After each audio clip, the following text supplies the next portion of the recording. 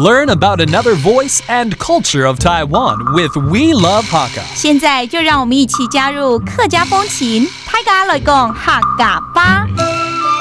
Ever wondered where sticky rice balls come from? The story goes that back in the Song Dynasty, a Hakka village in Fujian suffered from drought. The local residents wanted to beseech the Dragon King for water, but they were too poor to prepare any sacrifices. So they gathered the leftover sticky rice from the neighborhood and steamed it and pounded it together until it became the very first sticky rice ball. Hey, it's time to talk about Hakka here on ICRT. Hello， 大家好，我是阿兵哥 Leo。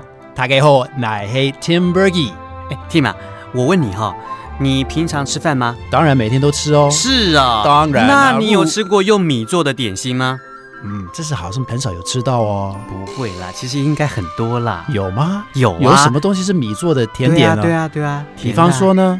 起拔呀。起拔耶？什么东西啊？起拔就是麻糬。哦，麻糬。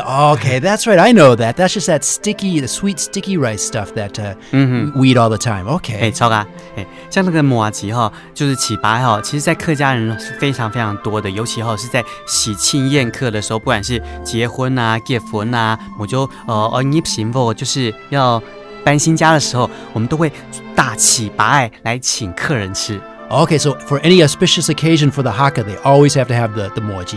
就只要是比较吉祥的事情，一定会有吃到这个东西。超啊。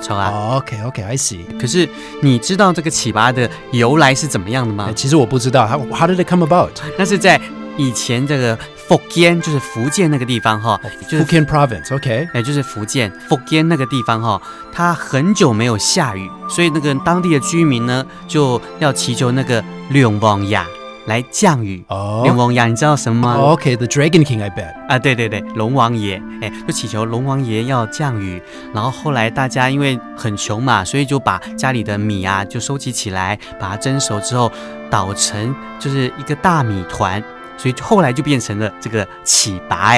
Okay, so that's really interesting. So a long time ago, back in Fujian, the Hakka people, there had been a long drought. And so in order to pray for rain from the Dragon King, they made these sticky rice confection, which later today became a very special part of the Hakka diet. 超啊。Okay, well, that's really interesting. So now I know about the mochi, the qibai that the Hakka like to eat, and also I know about how it came about that they eat it today. Well, that's really interesting. Well, that's it for another Talk About Hakka here on ICRT. 什么大家按子 say 张罗聊。